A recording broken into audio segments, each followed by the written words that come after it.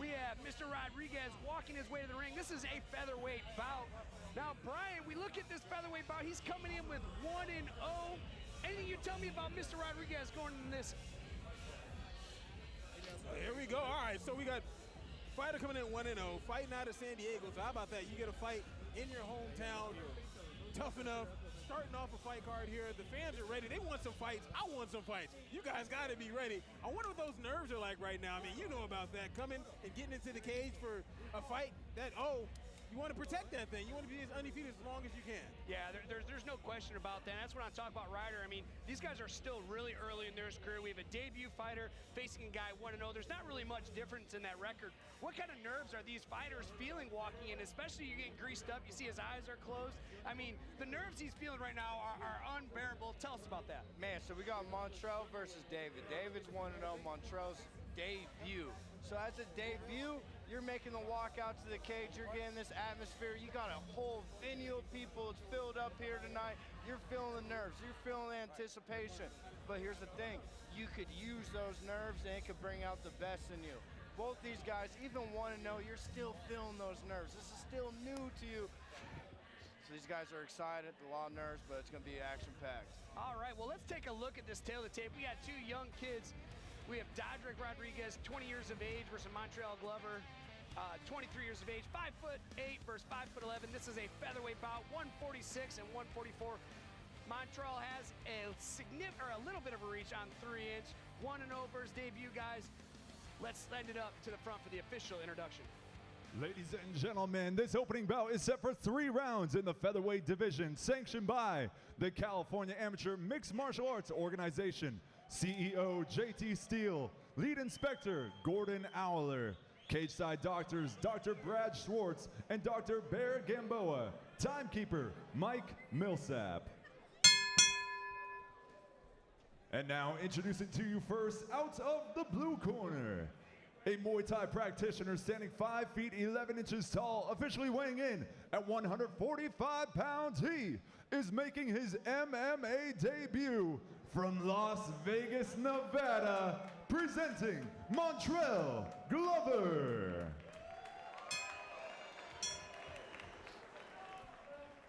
And his opponent across the cage, out of the red corner. At 5 feet 8 inches tall, this jiu-jitsu specialist officially weighed in at 146 pounds, holding a record of 1 victory, no defeats, fighting out of San Diego, California. Introducing Doet Rodriguez. Referee in charge of the action, Jonathan Romero.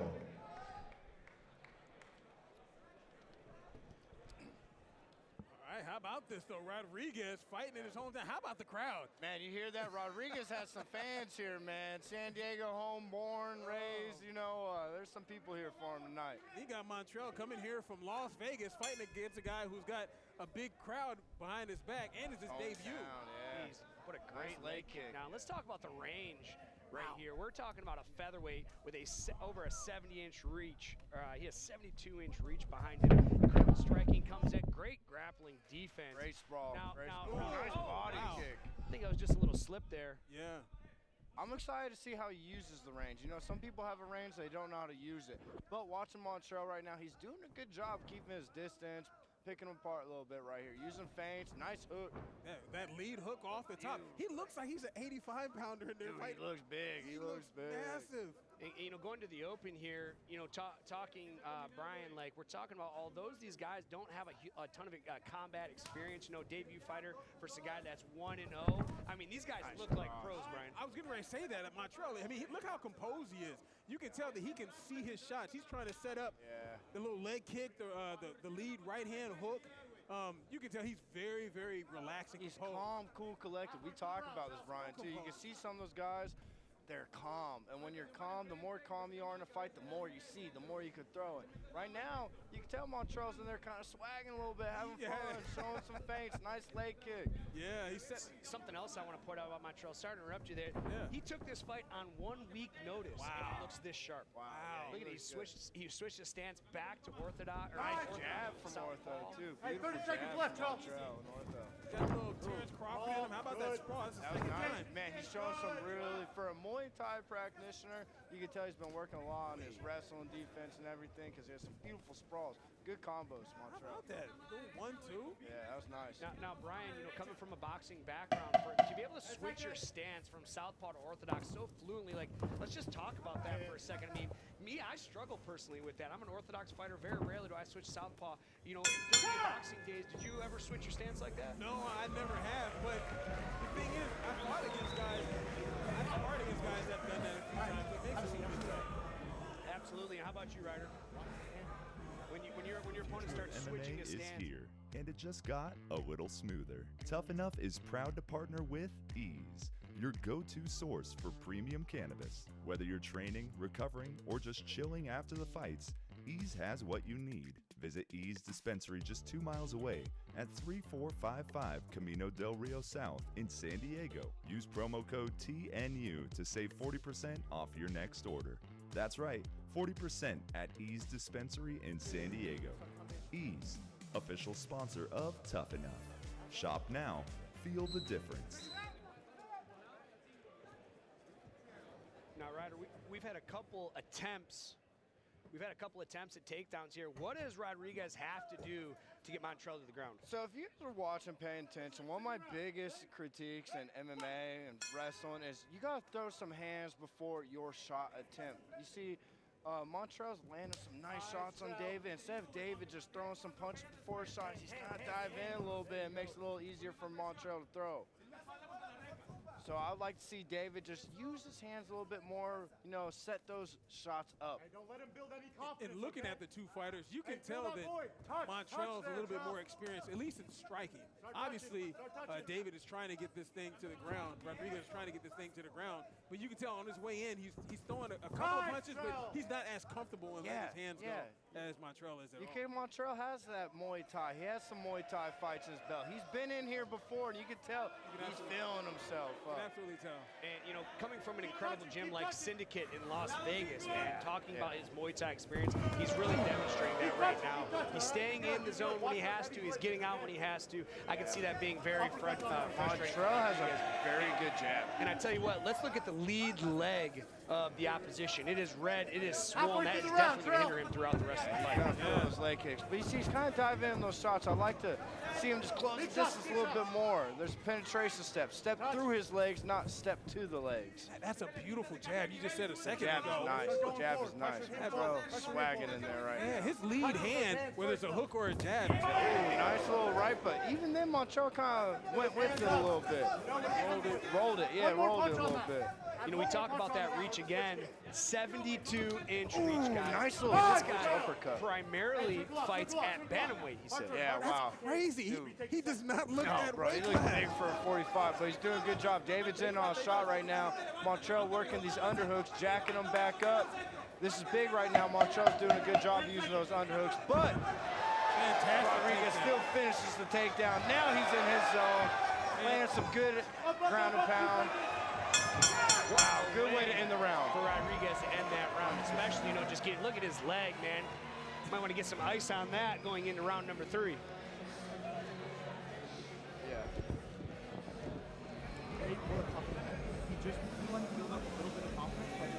Smile Dental, comfortable care and dental services you can depend on. From reconstructive to cosmetic at competitive prices. $7.99 for 4 wisdom teeth, $17.99 for implant abutment and crown. Free exam and x-ray for new patients. Financing options are available. Led by Dr. Kim and his staff, they have been handling the dental care of the Las Vegas community for years. If you want to have a Hollywood smile, you need to come to Hollywood Smile Dental. All right, guys, we are going into round number 3. You know, Ryder, Brian, I'm going to ask you guys both. Right now, I have it 2-0 for Montreal. How do you have it, Ryder? I have it 2-0 too. Even though David got that takedown, the end round some good ground and pound. Montreal landed some really good shots the whole minute and a half, 2 minutes before that. Here he is again working that jab. Using a good job with his range. If I was David, I'd be looking for a finish right now. Yes, but I can't compliment Montreal enough.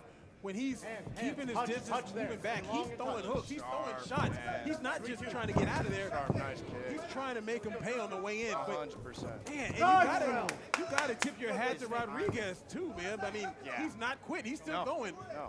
And how red his leg is, you know, he's a little, the lead leg's a little compromised right now. Montreal, just for an MMA debut, I can't say enough how good he looks tonight.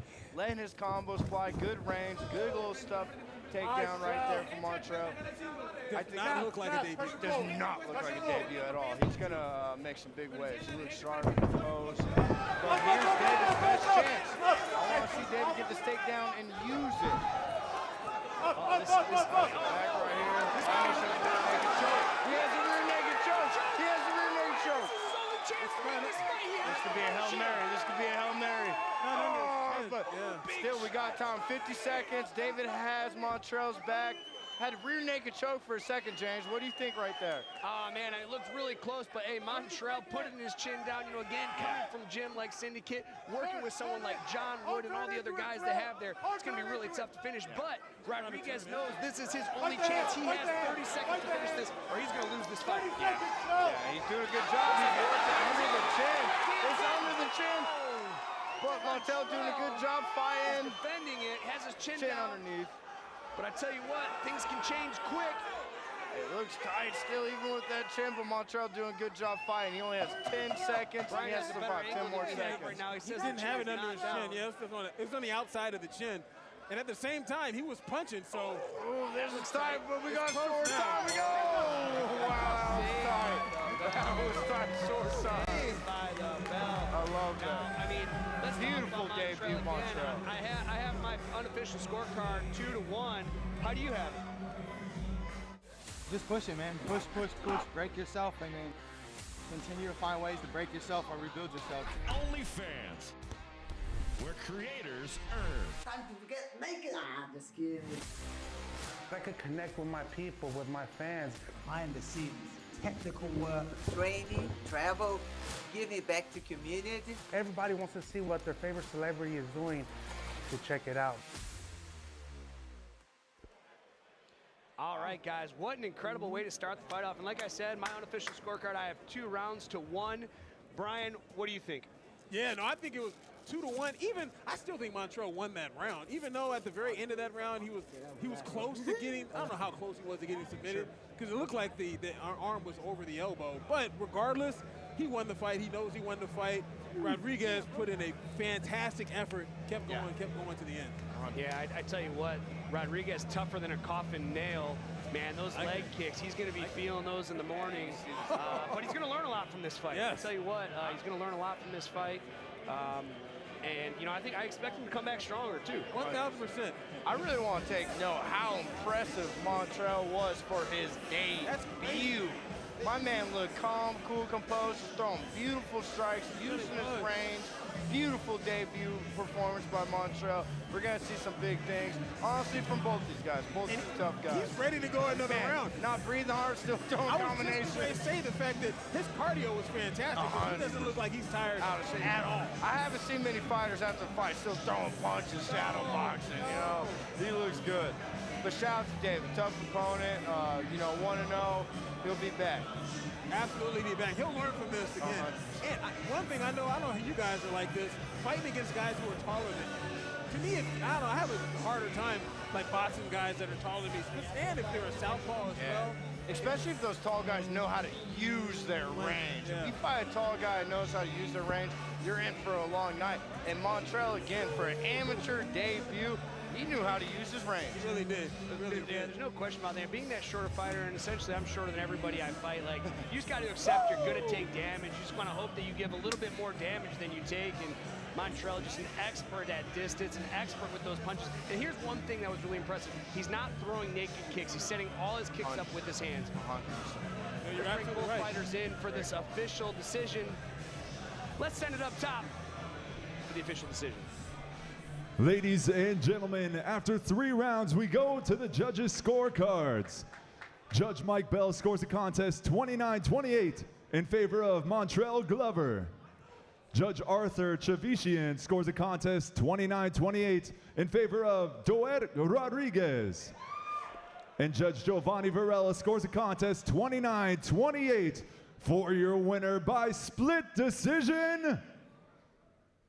In his MMA debut, Montrell Glover. Wow, what a split decision victory for Montrell. I don't think anybody in the booth saw this as a split decision, man. And you know, that's what they say, Brian. They say, you got to finish fights. You cannot leave it up to the judges, because one of the judges thought Rodriguez won that fight. That's wild great. In the to me. hometown, you know, it is wild. But hey, hats off to David. He still looked really good, put up a phenomenal fight.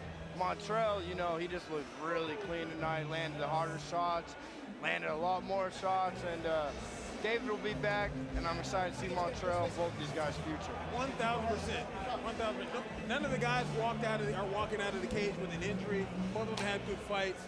100%. And the right person, at least in our eyes, won the fight, regardless of how they won the fight. 100%. And we talked about this, Brian. That's the experience you need. Yeah. Well, what a way to kick off our night, guys. How exciting is that? Let's get to our second bout as the fighters start making their way to the ring here. Ronald Giorgio.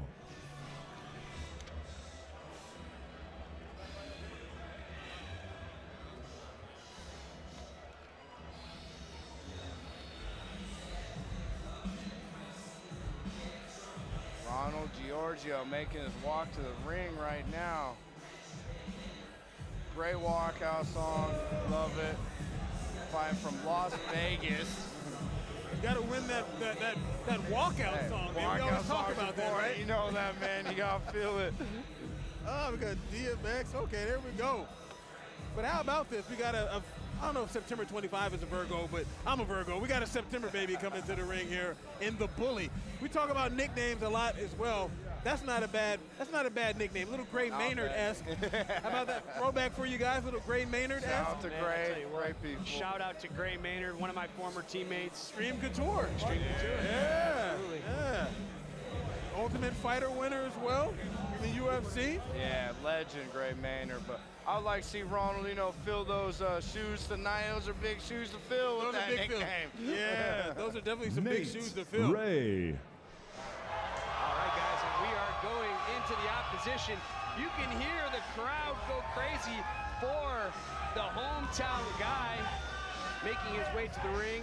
This is Nate Ray. This is his debut, 33 years old, 6'2", guys. This is a welterweight matchup, and this is his debut. And I tell you what a tall task to take on when, you know, you're taking on Ronald Giorgio out of Las Vegas. He comes in as a veteran of 6 fights, Ryder. Wow. What kind of, you know, going through his health, again, this is your debut. You're going against a guy with an incredible amount of experience. What do you think are his keys to victory? I think the biggest thing, you know, he has a good gym. He's fighting out here in San Diego. I think the biggest thing for him now is an amateur debut going against a guy with 6 fights. Just come in here, calm, cool, and collected. We talk about this, man. If you come in here nervous and you fight those nerves, you're gonna not be the same. But if you come in here and you just have fun with it, you let everything flow, you let the years of preparation and training pay off, it should be a great night. He has a tall task in front of him. Ronald, 6 fights in. But I like to see Nathan does. He's bringing a lot of height, a lot of range to this fight. I want to see him use that. Now, Brian, hearing that crowd eruption when he walks out, what kind of positive energy you think that puts, you know, through his veins? You know, his blood's pumping. He has his family here. You look around, this place is standing room only, and everyone erupted when Nate walked out. How do you think that makes him feel? Man, that's got to make you feel 2 or 3 inches taller. You know what I mean? Like, that energy. Listen to that. 100%. Listen to that. Through the headphones, guys. You can probably hear it. And this place is getting packed, and there's a lot of people here for Nathan Ray tonight. Soaking that in as a debut. Amazing. Woo-wee. Wow. Let's take a look at the tail of the tape. We got Nate Ray versus Ronald Giorgio. Nate, 33 years of age, Ronald 35. Nate, 6'2", as Ronald's 5'10". We are now set to go This is 3 a rounds welterweight in the matchup. Nate weighed in at division. 173 pounds, where Ronald weighed 170. Nate Ray's reach, 74-inch reach versus 68. 5 feet 10 inches tall, officially weighing in at 170 pounds, holding a record of 1 win, 5 losses, coming to us from Las Vegas, Nevada, presenting Ronald Giorgio. Across the cage, out of the red corner, his rival. At 6 feet 3 inches tall, this mixed martial artist officially weighed in at 173 pounds. He is making his MMA debut and fighting out of San Diego, California. Introducing Nate the Snake Ray. Referee in charge of the action, Raphael Davis.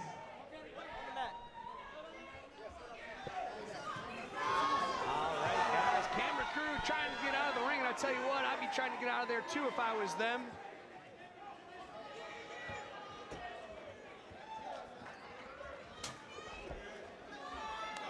Both fighters in the cage. They got nowhere to run. They got nowhere to hide. There we go. Let's see what Nate Ray can do with this opportunity in front of his home crowd. All I'm saying is Nate has a loud crowd here for him tonight. Nice touch of hands. Let's see what happens here. Look at the energy. Drives straight in for a body lock, and he gets it. Nathan looked like almost half asleep. He's like, you know what? Okay, whatever, man. Oh, nice whizzer by Nate. Puts Ronald down on his back. Maybe that's why he felt that way. Yeah, man. Come on in here. Oh, nice little shots. He's landing some elbows a little bit. Oh! Watch the back of the head, but still a very... Oh, got the neck. Right away, Nate raised it. And he has that in. That's tight. That's tight, Jay. It's over. Wow. Wow. Beautiful performance by Nate Ray. Used that whizzer, took him down, took his back immediately, right with that rear naked choke, and it's over real quick. And you know, to Brian's point, he kind of just sleptwalked over to him, got body lock and said, not today. Here's a whizzer throw for your effort. Come on over here real quick. Come holler at your boy real quick. Yeah, beautiful performance by Nate Ray. What a debut. Come in, 15 seconds. Get the whizzer, get the rear naked choke. It doesn't get better than that for your amateur debut. Yeah, and then to do that in front of this crowd, if you're him. This crowd, his people, come on, man. Oh, my top goodness. of the world right now. That guy, I want to see his heart rate right now. It's probably low. His heart For some reason, I feel like it's really low. Me He is too. chilling. Me too. Oh, my goodness gracious. That is the calmest and the coolest and the most collected that someone has been. You know, for an amateur debut win, I really don't see too much excitement. He's been here before, it looks like. Hey, impressive work by Nathan Ray. Oh, okay, there you go. There we go. All right, guys, well, let's send it up to the front for the official introduction. Ladies and gentlemen, referee Raphael Davis calls a stop to the contest at 35 seconds of the very first round. For your winner by submission due to rear naked choke in his MMA debut, Nate the Snake Ray. Debut, and I mean, to have your debut for Tuff-N-UFF, to have your debut in your hometown in front of a crowd like this, when they erupt, I mean, I tell you what, from experience, there's no feeling like that. No better feeling in the world, man. When you get to go out here in the debut, get a win like this, like you said, Justin, in front of your family, your friends, your people, you feel on top of the world. There's no better feeling in the world. And Nathan Ray, wow, he just got his black belt too. Okay, let's go, Nathan. Black belt tonight with the rear naked choke finish. Love to see it. You can't tell Nathan anything. Get him. Can't My tell man's feeling it all right now. You can't tell Nathan.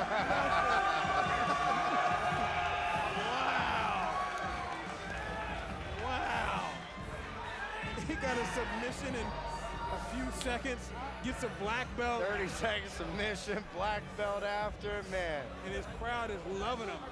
You want to see him at the after party tonight. Absolutely.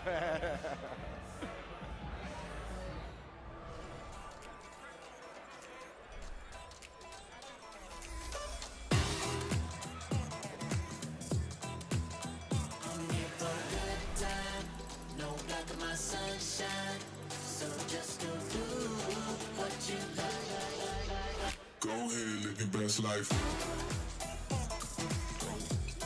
Go ahead, live your best life. You can live your best life, best life, best life. Hey, if you're struggling with mental health or have any questions about mental health, please reach out to me personally. If you don't want to reach out to me, Mental Health of San Diego will take you in. It's helped me a ton, and I hope just using this platform to reach out, spread awareness, Stop that stigma about mental health. It's not a big thing. If you're having trouble with it, reach out, please. Welcome to Mental Health Center of San Diego, where every space is built with healing in mind. Whether you're just beginning or continuing your journey, we provide the right level of support with residential treatment, partial hospitalization programs, PHP, intensive outpatient IOP, and outpatient services. Healing happens here, and it begins with you.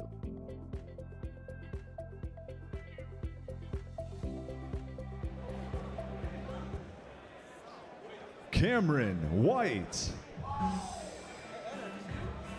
And here we go, moving on to bout number 3. And I tell you what, Ryder, we are both familiar with Cameron White. He is from Las Vegas, Nevada at Extreme Couture. This is a teammate of ours. Ryder, tell us a little bit about Cameron White. Man, I'm excited for Cameron Knight. You know, he's coming off a last performance, off a loss, but sometimes, especially in the amateurs, you can learn, you can use those losses, and they're the best learning experiences. So I'm excited for him to come in here tonight and see the improvements he's made. He's 2-1. He can mix it up. He's very well-rounded MMA game. He can wrestle, he can strike, but he has a very tall task in front of him tonight, with that being Jordan Moore.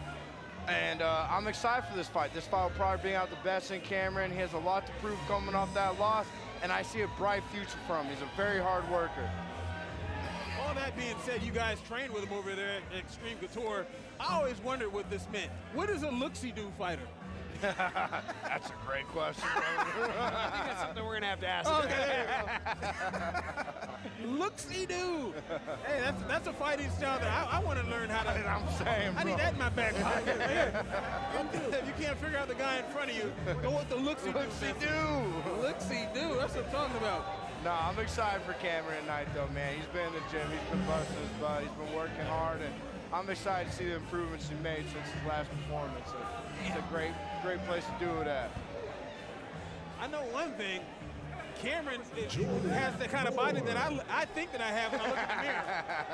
I feel that, bro. All right, guys, we have his opposition making his way to the ring. This is Jordan Moore, all right? Jordan Moore from California. He's coming into this lightweight bout 1-0. Now, Brian, again, in California, you know, a lot of times, even if he's not from San Diego, the Californians will support the Californians. And I tell you what, coming into this match 1-0, we talk about the last fight of being undefeated. This O is so important to your record. Yeah. And what a great fight we have scheduled in front of us. No, one thing that Ryder and you and I, we all talk about this, looking at guys, trying to check their demeanor when they're coming to the cage and how calm they are or how nervous they look. You can see that coming to the cage right now that Jordan looks extremely calm. Yeah. And maybe because some of the people that he draws inspiration from, looking at the name of folks that he draws inspiration from, Batman, okay, that's good. How about Ip Man? Yeah. Those are some of my favorite movies, man. The Ip Man movies by far. Neo from Matrix. Matrix is a top 5 movie in my opinion, so. I want to say something, too, to go off the calmness of what you're saying, too, Brian. His occupation, he's a rescue swimmer in the Navy, and that probably goes a long ways. Wow. All right, guys, let's take a look at this tail of tape. We have Jordan versus Cameron White. Jordan Moore is 26 years old, Cameron White 32, both standing 5'9". Jordan Moore weighing 155.5 pounds, where Cameron White a little bit lighter, 151.8. Jordan Moore has a 71-inch reach versus Cameron White's 74-inch reach. Jordan Moore being 1-0, Cameron White coming to 2 wins and 1 loss. Let's send it up for the official introduction. Ladies and gentlemen, this bout is set for 3 rounds in the lightweight division. Introducing to you first, out of the blue corner, a mixed martial artist standing 5 feet 9 inches tall, officially weighing in at 151.8 pounds, holding a record of 2 wins, 1 loss, from Long Beach, California, introducing Cameron White. Across the cage, his opponent out of the red corner.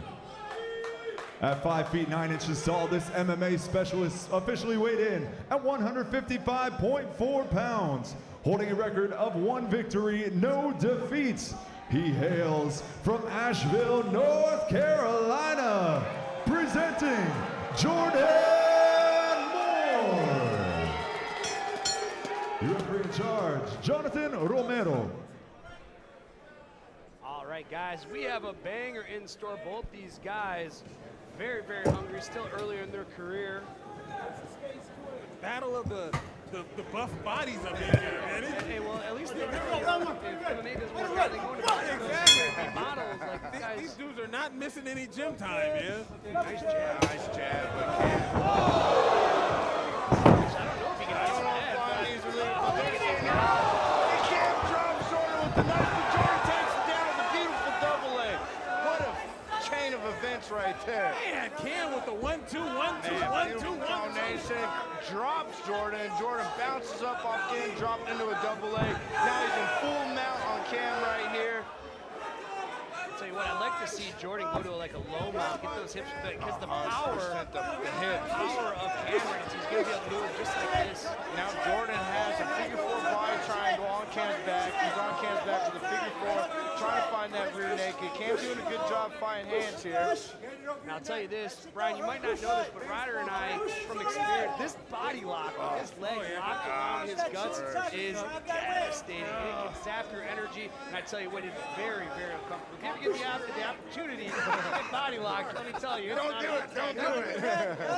I'll stay away from that as much as I can. No, Jordan doing a good job keeping that body lock right here, trying to fight Cam's hands, but they're in a little hand fighting bout right here. What Jordan's trying to do, he's trying to fight hands, get to a rear naked choke like he's trying to do, but Cam's doing a good job of preventing that from happening. You can tell that Cam knows that, okay, hey, the only thing that you can get me with is a rear naked choke right now, right? So, and this is more like a neck crank. Yeah, this is a neck crank. But some of these can be very uncomfortable, very painful. So I want to see how Cam handles the situation. Jordan lands some good little pepper shots here. Yeah, let me tell you, like, that face crank can get tapped. If you remember Khabib Nurmagomedov versus Conor McGregor. That's true. You look at DDP Hamzat versus Robert Whitaker, breaks his teeth. Like, this is a possible fight finishing position here. That's tight, but we have short time.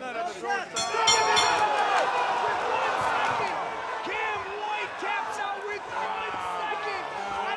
I don't think he knew how much time was left. Did not know how much time. Oh my gosh. That's what we're talking about, Brian. Sometimes it might not look. Oh, he hits a home run. Shout out to San Diego Padres. Wow. Come on now. Wow. But that's what we're talking about. Sometimes, man, it might not be under the chin, but if you get enough squeeze and enough hips in, it's tight and it's very painful. You think that Cameron might have, I don't know. I think Cameron knew the time. I think he might not have tapped because there was clearly 1 second left on the clock. He tapped almost simultaneously as the buzzer. Yeah. Unfortunately, you know, as his coach, as his cornerman, you have to let him know how much time is left. You need to be screaming. At that point, yeah. You got it's not like he went out right after that. No. But kudos to Jordan Moore. He got dropped in the first 30 seconds. He hit his butt on the floor and popped into a double leg. Beautiful. It almost like it hit him on a button. Literally. What a performance. Let's take a look at this replay. Look at that flying knee. Superman's he right jumps over him. He jumps over the top of him. We're talking about athletic ability. Look at this little. Just 1-2, 1-2, 1-2, 1-2. In the right hand. Right in a double leg. Beautiful. Locks it in. Doesn't look like it's tight. But it look that tight. Unfortunately. I think he might have panicked a little bit there, no? Absolutely. There's some panic. It's also very crappy position to be in. It is very uncomfortable. I don't think he realized how much time was left, but hey, beautiful performance by Jordan. There you go. Let's send it up for the official decision. Ladies and gentlemen, referee Jonathan Romero calls a stop to the contest at 1 minute, 59 seconds of the first round. For your winner by rear naked choke, Jordan Moore. Great win by Jordan Moore, and Jordan Moore, thank you for your service in the Navy. 1,000%. Ladies and gentlemen, I am here with Jordan Moore. My you got it done was in at the the Navy very as well. last second And my of the dad. first round. Was that your game plan all along going into it, hitting that submission? I just wanted to take the fight to the ground. My first fight, I didn't take any damage. So as soon as I started feeling what punches feel like, I was like, let's go ahead and get the grappling. Well, you didn't take too much damage this bout either, so when can we expect to see you in the cage again? That's all up to my coaches and my team. I have a great team. Teams in MMA, everybody in San Diego, go ahead and check us out. We could be a part of something special. Ladies and gentlemen, one more time, give it up for your winner, Jordan Moore.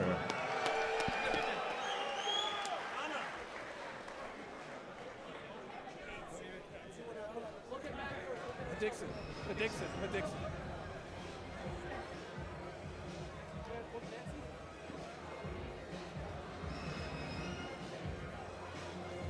Yeah, beautiful fight by Jordan Moore, man. Come in here, him getting dropped like that and being able to overcome adversity and get in on a double leg and get the finish.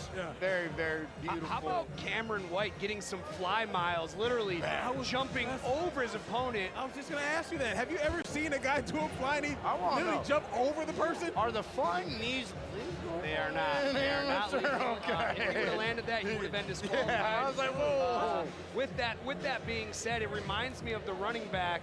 He's on the Jets. He just got traded to the Jets. He literally jumped over his opponent and spun. Do you guys remember this? Oh, you're thinking of Saquon Barkley. That's what that reminded me of.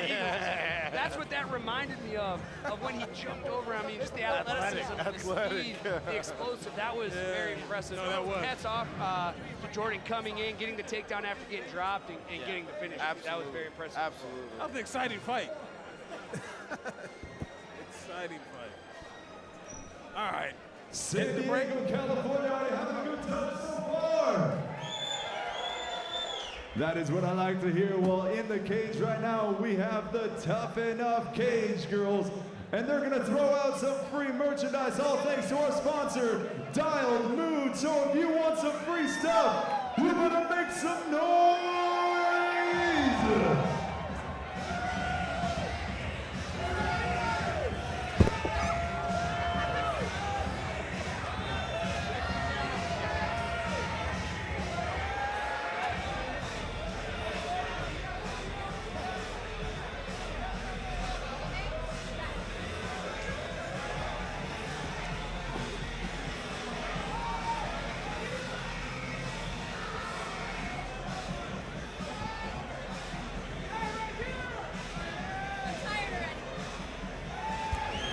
Once again, this is all thanks to our sponsor, Dialed Mood. These cage girls still have a lot of free stuff to throw out to the crowd.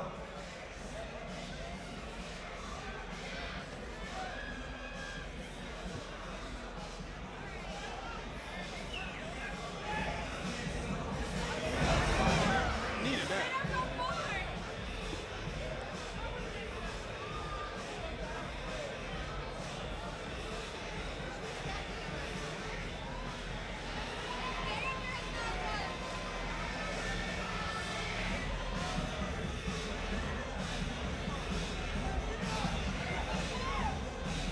Hard to get away from the Tuff-N-UFF gals out here throwing away free stuff. I'm wondering, when are they going to drop some of that free stuff over here? You know what I'm saying? But they got some arms on them. They're getting it out there. All right. Well, I guess you got to pay some bills, huh?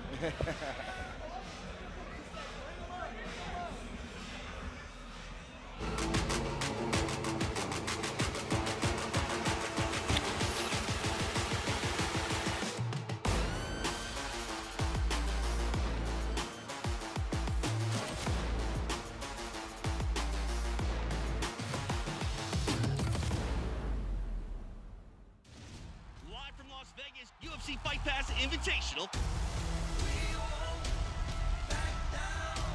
What UFC did is just unbelievable. They brought us the best grapplers in the world. There's a tap, it is done. I cannot believe what we just witnessed. That is Oh, locked in nice. and he gets the tap. How good was that? Insane. It's a lion's den full of killers. UFC Fight Pass, step into our world.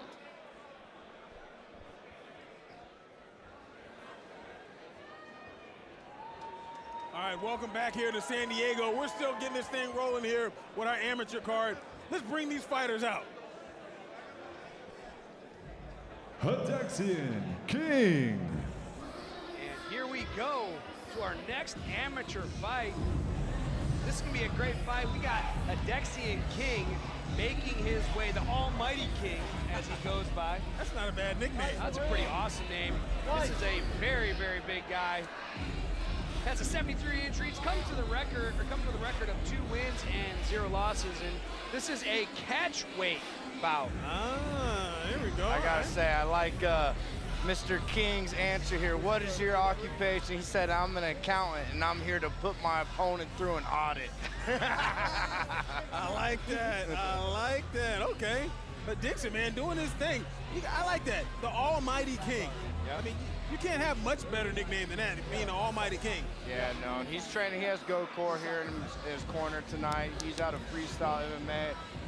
Freestyle's making big moves. They got a lot of good a lot of good people at that gym, training regularly. They got Ian Cutaloba, Sergi Spivak. So they got some UFC names in there around Mr. King's size, so I'm sure he's been in there working, mixing it up with them. And you know, he's had a familiar opponent, Nas Worthy, super tough fight. And what an incredible fight that was. Nas Worthy, you know, at Extreme Tour. So this guy has fought some tough guys already early in his career. Are you talking about the freestyle MMA? Fighting out of that camp, he says he switches stances regularly. So, I mean, maybe they teach a freestyle type of fighting over there where you can kind of go back and forth. That's difficult, in my opinion, going back and forth. I never was good at it. Never was good at it. Armando Baca. All right, now we have the opposition making his way to the ring. Armando Hollywood Baca, wearing the Patriots jersey, not thrilled about it, but I'll let it slide. I agree with you. Although Gronk is a good dude, man. I used to cover the Patriots back in the day, honestly. Oh, no way, really? Yeah. That's Brian Selman at 20 at Channel 3. Las Vegas. I used to work for the Fox affiliate in Boston back in the day. I was a Patriots reporter. So all the Super Bowls, all that good stuff. But yeah, Rob Gronkowski's a good dude. However, no one likes the Patriots as a football team, though. Not a fan. I think that was Tom Brady's fault, to be honest. But you know, he won too many championships, and people get jealous of his success. But enough about Tom Brady. Let's talk about Armando Hollywood Baca. He's coming in with a record of 1 win and 2 losses. So you know, both of these guys, very, very close. Both have 3 fights, and you know, essentially 1 win or a loss, a part of having the same record. Another cool fun fact about Armando here is he's actually a free agent in the UFL Football League. Oh my gosh. He's a who? UFL Football League. He's a football player. Gotcha. Okay, that's dope. Let's take a look at the tail of the tape athlete here. Armando Baca, 31 years of age. Mr. Almighty King, 36 years of age. Armando 5'11", King 6'2". This is a catchweight bout at 190. We got 191 for essentially 191. 73 injuries for 75. Let's send it up for the official introduction. Ladies and gentlemen, we are now set for 3 3-minute rounds in the 190-pound catchweight division. Introducing to you first, out of the blue corner. He is an MMA specialist, standing 6 feet 2 inches tall, officially weighing in at 190.8 pounds, holding a record of 2 wins, 1 loss, from Las Vegas, Nevada, presenting Hidexian, the Almighty King. Across the cage, his opponent out of the red corner. At 5 feet 11 inches tall, this mixed martial artist weighed in at an even 191 pounds, holding a record of 1 victory, 2 defeats, fighting out of Las Cruces, New Mexico, introducing Armando Baca. Your referee in charge, Rafael Davis. Armando took my signature "Hi Mom" when I was in the UFC. Anytime the camera come on, I'd say "Hi Mom" on the camera, and I saw him just do that. He stole your thing, man. He stole that, man. I want to make a note on Mr. King here. He looks a lot more in shape, a lot leaner and meaner this fight than I've seen his previous fights. So, gotta see what happens here. Oh! Comes out swinging. Oh! Down. King hits him with a nice check left hook. Armando tries to throw a headlock, but he can't fit. Oh, and he gets the headlock on King. That's King a little headlock here right now. Ryder, what's the deal with what do you think about the non-touch of gloves on the right hand? Man, I personally, you know, listen, if your opponent's going out to touch gloves, you don't have to touch gloves, but throwing the punch on the touch gloves is kind of crazy for me. But hey, I do have something to say about that. It's like, you know what, you'll never see that in the UFC at a championship. You know what I'm saying? You know what, that's what we emulate here is, you know, sportsmanship. And again, it's not illegal. It's not illegal, but you'll never see that at the highest level. You see that from amateur fighters, and as much as I hate that, I mean, again, it's not illegal, but it's definitely frowned I upon. think it's the thing to do with nerves, too. Sometimes you're real nervous. Oh, rear naked choke. That's definitely an rear naked choke, and that's tight. That's tight. He's out. He's out. He's out. He's out. Oh, my gosh. Hey, you know what? Serves him right. He says, you want to touch gloves and try to knock me out? I'm going to choke you out in front of this whole crowd. Beautiful performance by Mr. King. You know, no hate on Armando. He came out swinging, but King capitalized. Say, you don't want to touch gloves? I'm going to put you to sleep. And that was a beautiful, beautiful rear naked choke by King. And I tell you what, Brian, if someone comes out and fake gloves touch me, there's nothing better than revenge served cold right there, putting him to sleep. He is on ice right now. And how about how calm that Dixon is after doing that, right? Yeah, I mean, he weathered that storm. He threw a couple punches and got in there, and then sunk in that rear naked choke. It was deep. And Mr. It King, was deep. He fought out of some bad positions there, you know what I'm saying? He got hit in a headlock, had his back taken at one point, reversed, got his back, got the rear naked choke. Beautiful hooks right here in the replay, dropped him. And you could see that he kept his chin out of reach. 100%. But yeah, he got into a bad position there, but then sunk in that rear naked choke. And look, I mean, that's deep. Look how deep that thing is. Super tight. And even before he could tap, you can see like right here, he's gone. Yeah, he's out gone. right there. And if you saw, King even had his right hand hooked with his leg to prevent him trying to fight hands. Beautiful work by King. I'm very impressed with King. And he's finally smiling. Yeah, finally, right. Finally smiling. What kind of smiling? He's not even smiling I've anymore. seen him all week, no smiles. There you go. Enjoy the dub. Enjoy that dub. And what a comeback, you know, coming off a loss to Nosworthy, to come in here and do what he did against such a big, powerful, strong opponent. That was just incredible. Let's send it up for the official decision. Ladies and gentlemen, referee Rafael Davis calls a stop to the contest at 1 minute, 1 second of the very first round. For your winner by submission due to rear naked choke, Hadexian, the Almighty King. Yeah. Oh, gotcha.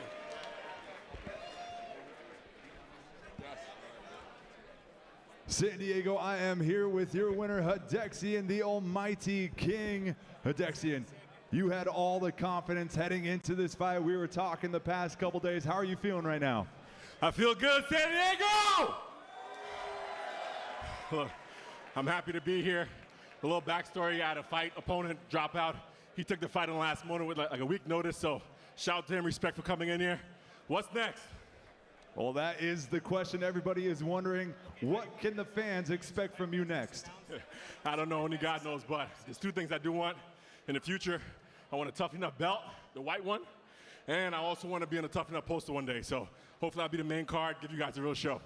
Well, hopefully we see you on that poster. Ladies and gentlemen, one more time, give it up for Hadexian, the Almighty King.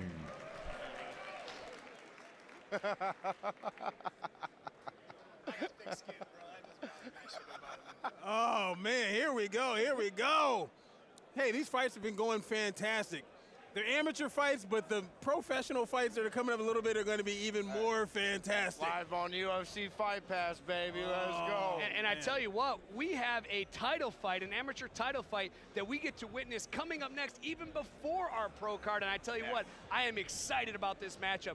Both guys coming in with a lot to show, with a lot to prove, and the winner of this fight gets to take home Tuff-N-UFF gold. Ooh, baby. I'm excited for these guys. Both these guys are coming here with undefeated records. Dalton 3-0, Daryl 2-0. Yeah. And the exciting thing is, both these guys, multiple knockout finishes. So I can tell you what, I don't think this next fight's going to go to the distance, and someone might be getting dropped and put out. And on top of that, you talking about getting themselves one of those Tuff-N-UFF belts.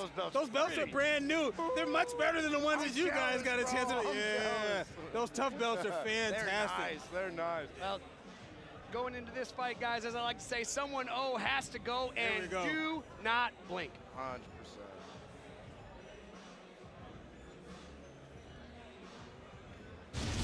Live from Las Vegas, UFC Fight Pass Invitational. What UFC did is just unbelievable. They brought us the best grapplers in the world. There's a tap, it is done. I cannot believe what we just witnessed. Oh, nice. And he gets the tap. How good was that? Insane. It's a lion's den full of killers. UFC Fight Pass. Step into our world. Thursday, May 22nd. Tuff-N-UFF makes its presence in San Diego, California. This will be fun right here. Riding a 3-fight win streak, Tsogookhuu Amarsanaa returns to the cage. Oh my God! That is it! Facing the dangerous Ecuadorian striker in Cesar Abad. What a left hook, ladies and gentlemen. All for the Tuff-N-UFF lightweight belt. Live from the Observatory North Park. Tuff-N-UFF 144. Tickets on sale now. All right, guys, we are back. Moving on to our next fight of the night.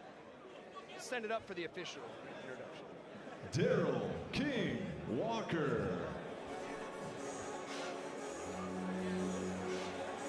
All right, guys, we have Daryl King Walker making his way to the ring.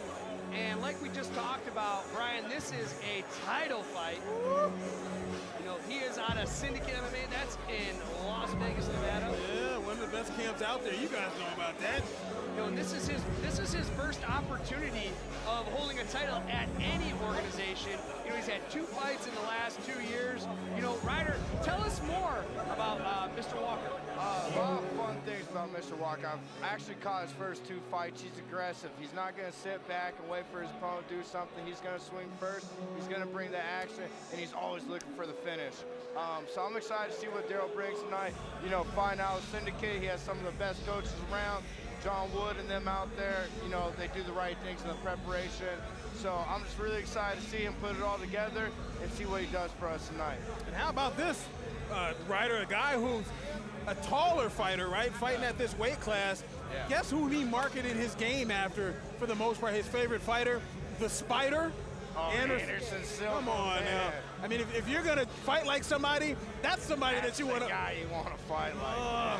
Yeah. I hope to see it tonight. I hope to see him, you know, a little shades of a little Silva in there. Absolutely, absolutely. This should be a good one. As you said, a guy that goes for it, he looks for a finish. Yeah. Somebody's O's going to go, and maybe somebody's lights may go out. 100%. I think that fight won't be going to this. Let me tell you guys, look at this guy's reach. He has an 80-inch reach coming into this fight. Crazy. That's crazy. Dalton Hamrock. And we have the opposition, also undefeated fighter, making his way to the ring. This is Dalton Hamrock from Huntington Beach, California. You know, again, 6 foot tall. He has a 75-inch reach, which is still incredibly impressive.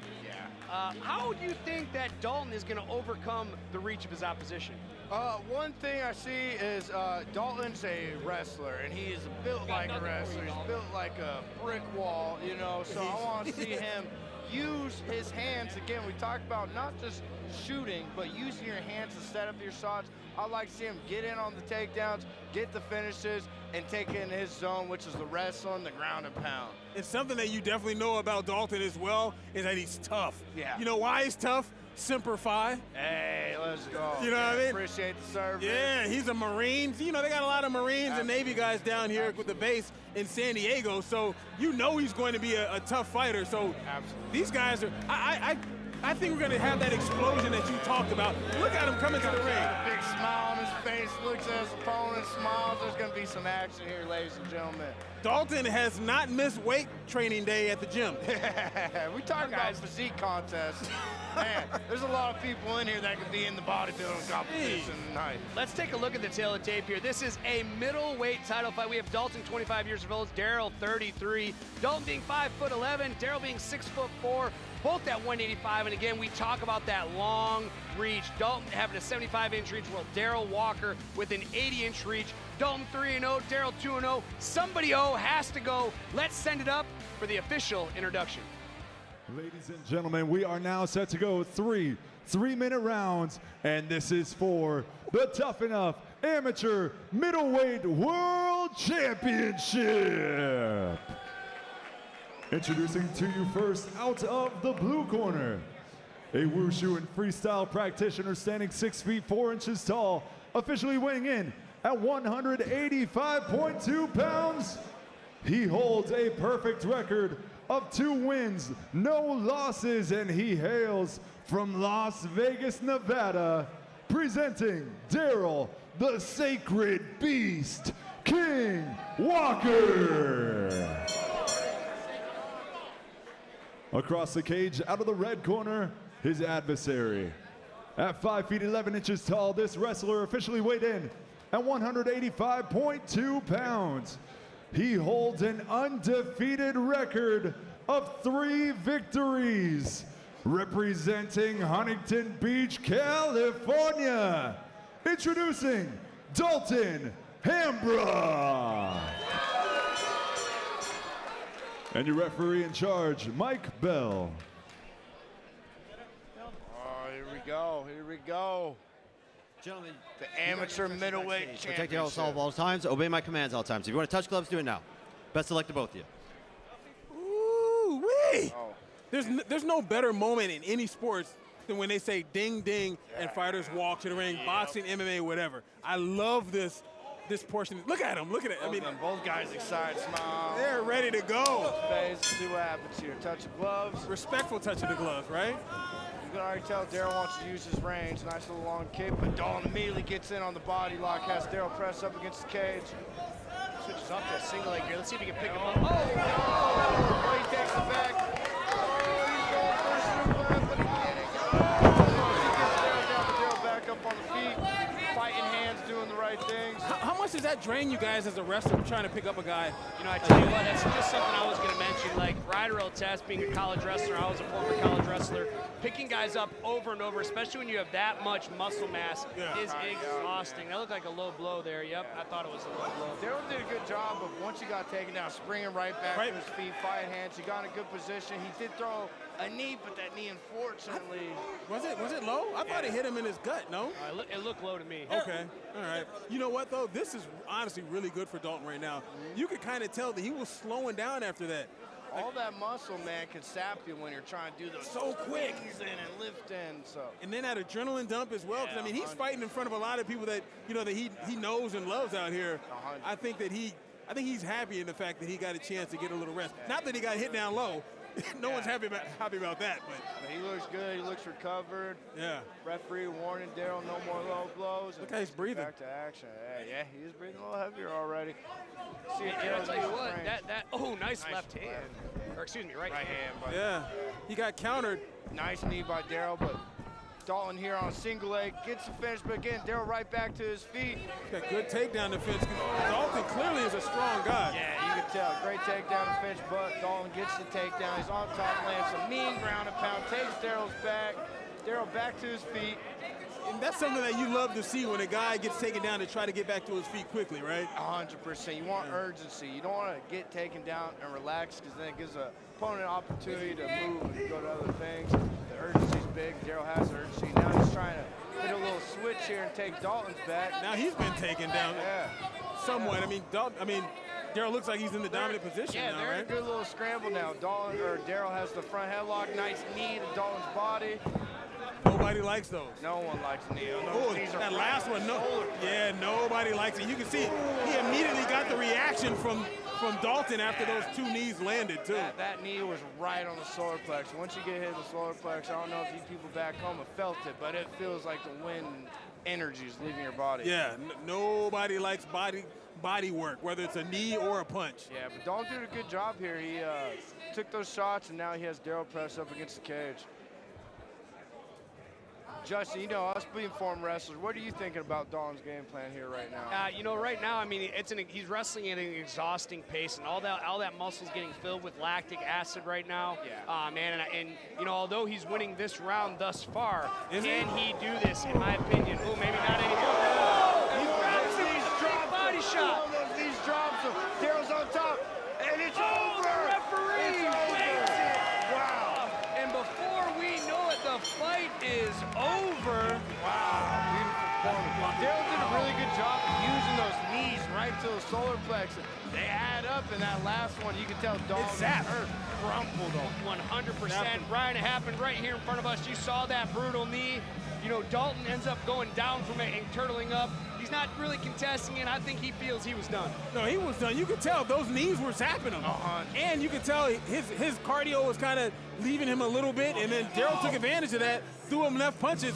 Those punches didn't even really land all that tough and all that hard.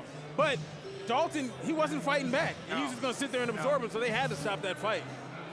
Had to stop that fight. That was a perfect case of a guy kind of weathering a storm and weathering a fighter who came out guns a-blazing, super strong, and waiting for that fighter to weaken up a little bit and then taking advantage.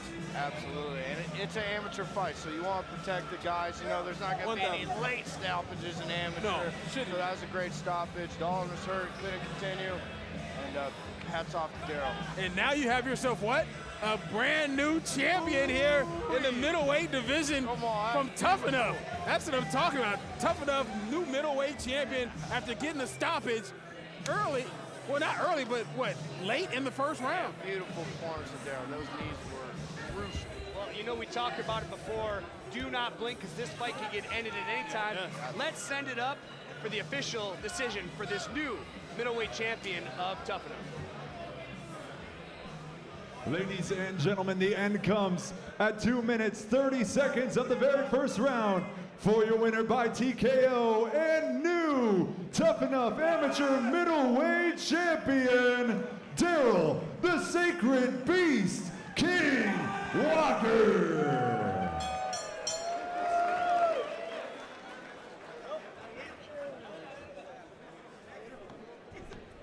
Daryl, congratulations. How are you feeling right now being the newest champion? Amazing. I feel good.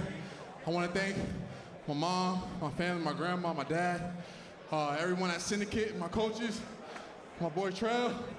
Hey, Syndicate Army, we taking over, baby. Now, what was your game plan heading into this match? He was throwing around. He was strong. Yeah, I mean, I knew I was going to deal with his pressure, and he's a big dude, so I knew he was going to come in there and try to bully me, try to pressure me. But I fight with the best, bro. Like, I train at one of the best gyms in the world, so I'm ready for that type of shit. Now, was this fight, did it go the way you expected? Like I said, 80, 90%. You know what I'm saying? I wish I would have threw more and really showed people, like, how my striking is, how my full game is, but we got the win. First round is all that matters.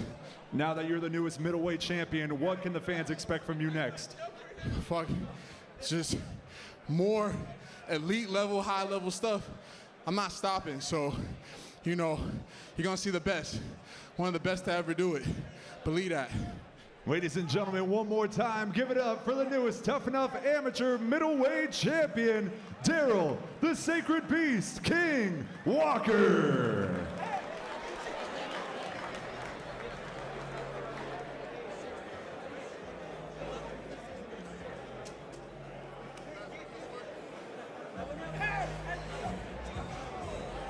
Guys, what an incredible way to start off Tuff-N-UFF 144. We have 5 action-packed fights, and let me tell you, I am so impressed with this middleweight champion, Daryl Walker. He comes in there, he gets taken down over and over, but his resilience in this. Ryan, what was the most impressive part of this amateur fight to you? As far as that last fight that we saw, just the composure that he had, because he knew his big guy was going to come out. He knew Dalton was going to come out, guns a-blazing. He was strong. He tried to get a couple takedowns, but Daryl just kind of waited, bided his time, and he stayed calm. And then those body shots. We all know, you put that work in early in the body, whether it's punches or knees or whatever, you can zap the power from a guy.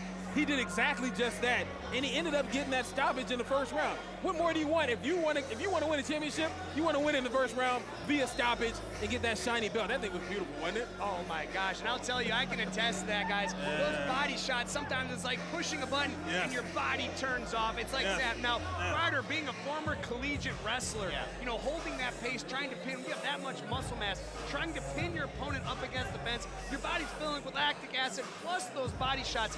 Tell us what he was going through before the finish of that fight. Man, I've been in that position a couple times myself, and let me tell you, it's tiring. It's taxing. You feel those knees. It hurts, and, you know, Daryl did what he had to do. I like the urgency he had when he got taken out, get right back to his feet. Great knees. Beautiful fight. You got to check out the highlights of these things, man. We saw, like, we want to watch it over and over again, don't we? Oh, here we go. We got some good highlights right here from the first fight. Man, what a great display.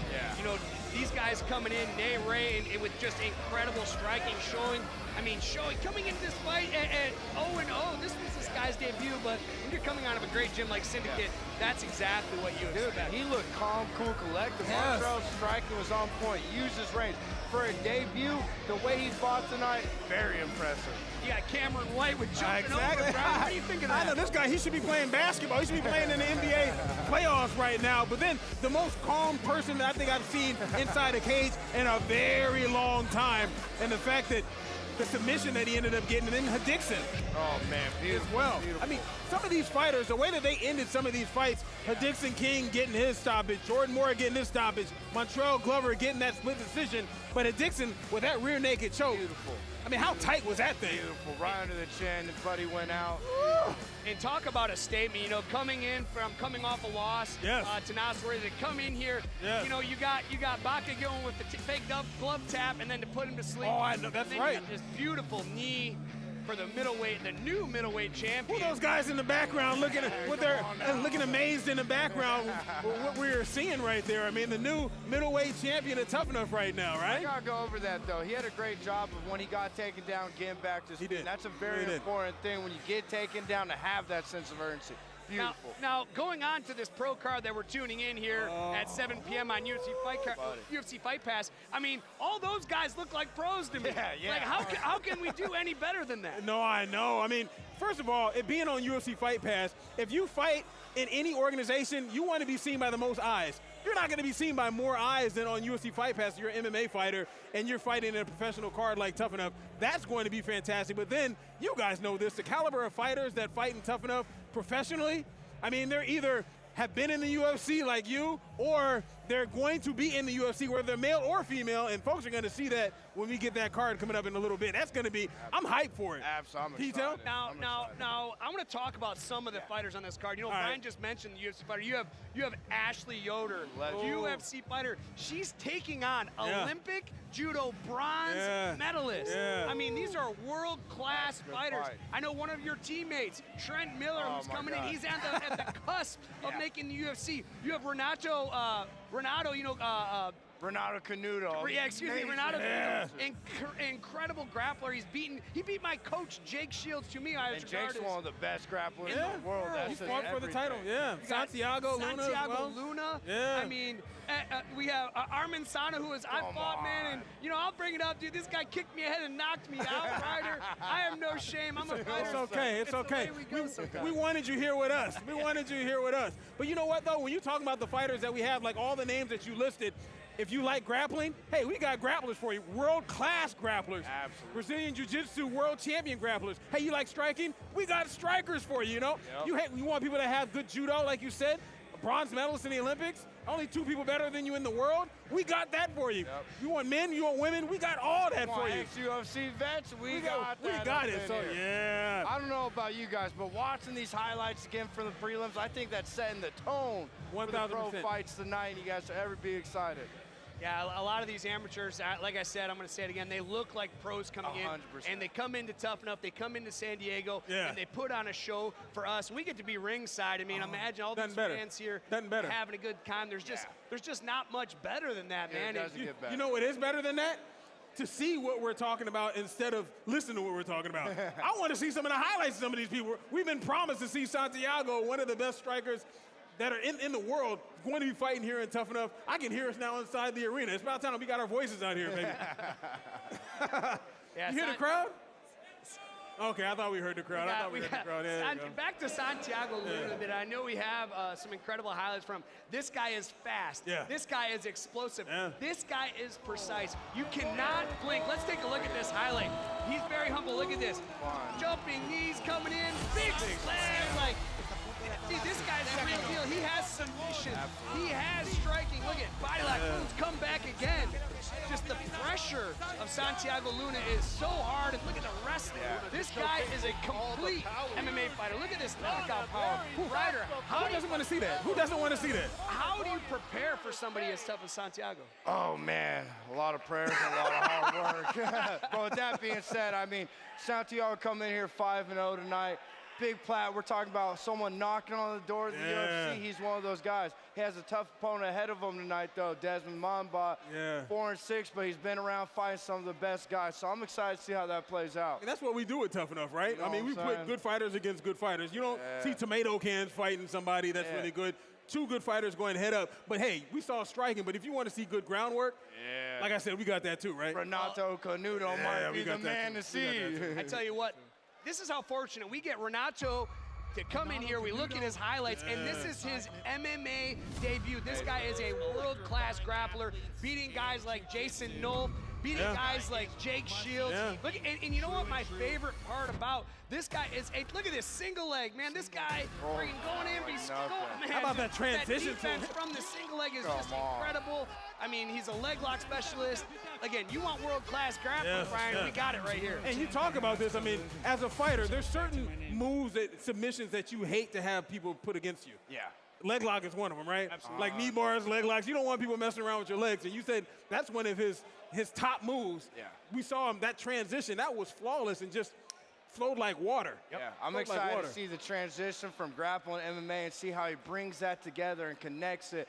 And if there's anyone to do it at the highest level, that's Renato. I'm excited to watch it happen tonight. You know, and the other most impressive thing is he just can hit his moves from any position. You saw it right there. The guy has his leg up. That looks, I mean, that's a high-level wrestler, and he just dives under, finishes with the leg lock. He can hit it from bottom. He can hit it from top. I mean, how do you prepare for somebody like that? Oh, man, again, it's a hard thing to prepare for. A lot of jiu-jitsu classes, but I don't even think enough jiu-jitsu classes can make up for all that time and experience Renato has. If you beat Jake Shields in a jiu-jitsu match, you are one of the best in the world, and that says everything. And not only did he beat him, he submitted him. That's crazy. That's crazy. I mean, that's what happens if you're a world-class BJJ practitioner, right? I mean, you can submit guys like Jake Shields, a guy who fought for a UFC championship back in the day. So, and it just goes to talk about levels. Like, Jake being my coach, you know, I have so much respect for him. To me, I think he's one of the best MMA grapplers of all time. Absolutely. And the way he toys with me, and even though I fought in the UFC, the way Jake Shields toys with me, and then to see another guy even go to the next level and be able to sub him, it's just something special. And we get to watch him make his MMA debut tonight. Wow. Tuff-N-UFF. Wow. San Diego. Yeah, exactly. You're talking about making your debut in Tuff-N-UFF. I say it all the time. The folks from Tuff-N-UFF don't want to say it. I'll say it. The best amateur mixed martial arts promotion in the world. And as far as professional is concerned, we're right underneath the UFC. You see Dana White, you see Hunter Campbell. There are a lot of times they're cage side at our fights, right? We're in Las Vegas. We're here in San Diego. We got a fantastic crowd out here. We brought some fantastic fights, for sure. Yeah, and I think that says everything about Tuff-N-UFF, having fighters like Renato, Santiago on your card fighting tonight. I'm excited. I'm excited. And, you know, you look at this crowd right now, it's almost standing room only. And I tell you what, when these fighters, these local fighters are coming in, you get a rip from the crowd. You can see, I mean, we see the shadows because the lights are on rise, but this place is packed. We have the energy, we have the production, and we have the best fighters in the world. I mean, you guys can talk about this. We can talk about this. When you're inside of a cage or inside of a ring, you hear the people out there, right? Like you hear like your family, you hear your friends, you can hear your coach. A lot of people say that you can block that out. A lot of times you don't block it out. You can gain energy from that. You can gain energy from that. So I'm sure the fighters are going to be wanting to gain some energy from the crowd here in San Diego for sure. Now, Ryder, again, we talk about how you fought all the world. You fought in front of big crowds, small crowds. You know, as Brian's talking about the energy that you feel, as you're coming out, when you hear an eruption like they're doing in San Diego tonight, what does that do for you personally? Me personally, you know, there's a lot of nerves when you're making the walk, but you tune in those nerves. You use those nerves. You use the excitement. It can make you rise to the next level. So expect these fighters, when they're walking out, there's nerves, but there's a lot of excitement, and some of these guys are going to use that excitement and rise to the next level tonight.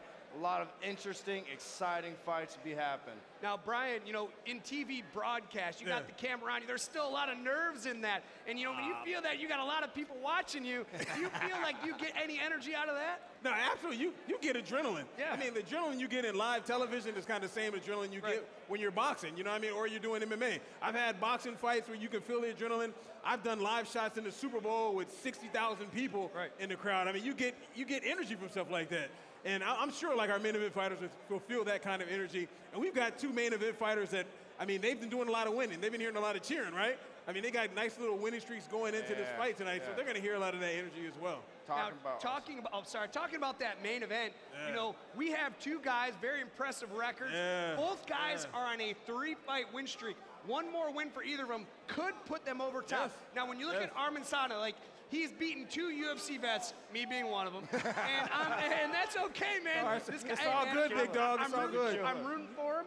You know, but he's at that point now. He's beaten Steven Seiler. He's beaten me. One more win, that can put him over the top and get to the big show, because you know Sean Shelby, Dana White could be watching this matchup. Easily, 100%. Going off of that, there's some beautiful highlights we have coming up. I want to see them. We got to show the folks out here. We want to see this. Thursday, May 22nd.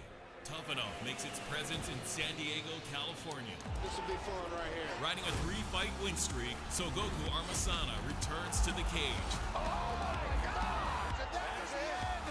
Facing the dangerous Ecuadorian striker in Cesar Abad. What a left hook, ladies and gentlemen. All for the Tuff-N-UFF lightweight belt. Live from the Observatory North Park. Tuff-N-UFF 144. Tickets on sale now.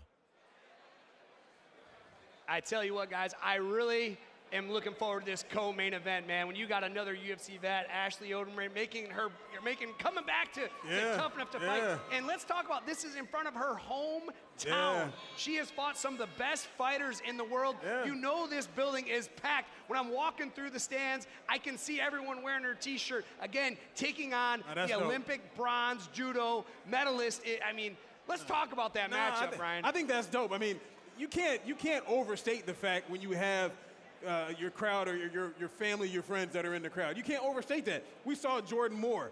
I mean, he had population. Yeah, he had the population was going crazy. Who else do we have out here that had like their home crowd? Nate Ray as well. I mean, he had a lot of folks out there. So when Ashley gets inside of the cage, she's going to get that energy. She's going to feel that. I can't wait to see. Yeah, she's a former UFC fighter. I mean, come on now. And I tell you, you know, as a former UFC vet, going back to my hometown, fighting in front, it's just you got to fight at home. That's crazy, man. All your friends and family, because when you're traveling around the country, when you're traveling around the world, you know, your friends and family can't always make it out to support you, whether they're supporting you on TV or not. She is in her hometown with all that positive energy, that positive emotion. I'm so excited for her, and I can't wait to see. Let me ask you this, because I always wonder about this.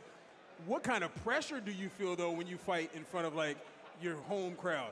Is that something real, too, or do you get more? I'll tell you what, man. This pressure is my pleasure. You know what I'm saying? All right, pressure creates diamonds. And I know somebody as a high-level fighter as her is embracing this pressure. I don't think she's embracing it as a pressure. I think she's going to seize the opportunity. I'm getting goosebumps talking about it for her. Because, again, pressure's our pleasure. We're fighters. We're here to fight. We're here to fight in front of everybody. Again, she's done it at the top level. She's already been in the UFC. And she knows she has a tough task ahead of her. But in the same sense, how do you think her opponent's feeling? Coming into hostile territory. You know, being an Olympic athlete, she's traveled the world. She's fought in front of incredible audiences before. So what do you think she's doing, knowing she's coming in to take on a UFC vet in her hometown? I think Natalie's looking at this as her way to platform and get to the UFC. She's a 2-time LFA champion, judo, Olympic medalist, absolute bronze medalist, absolute savage, and what she brings is she brings the action. She comes, she swings her hands, she's looking for those takedowns, she's always looking for the finish, and I'm excited to see what happens tonight between those two. Beautiful fight, great fight. As a fight fan, with the Renato on the card, with Santiago on the card, Ashley Yoder, Natalie, it doesn't get much better than this. I'm excited for tonight's fight. And we got a dope venue on top of all of that, man. Come on now. And I just think, you know, at two girls at their highest level, like when we talk about the pressure, you know, I think they're both embracing it. I think they're both in the back. I think they're embracing this moment. They know what's on the line right now. I think they're both going to perform their best. And don't forget, we got a lightweight championship in the main event as well. Let's talk about Cesar Abad for a second. All right, again. Only got a second. He's 8-1. He's coming in on a 3-fight win streak. He knows his UFC chance could be on the line tonight. That's another thing I'm going to go ahead and say. Cesar's always looking for the finish. He's aggressive.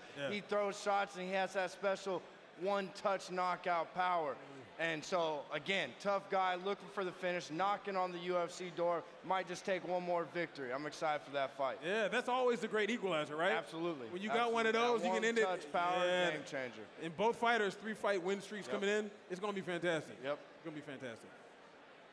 All right. All right, guys. Hey, tune in to UFC Fight Pass at 7 p.m. You can join us on the outside of the cage, and we have an incredible lineup. We've been talking about it. It's time to get that started.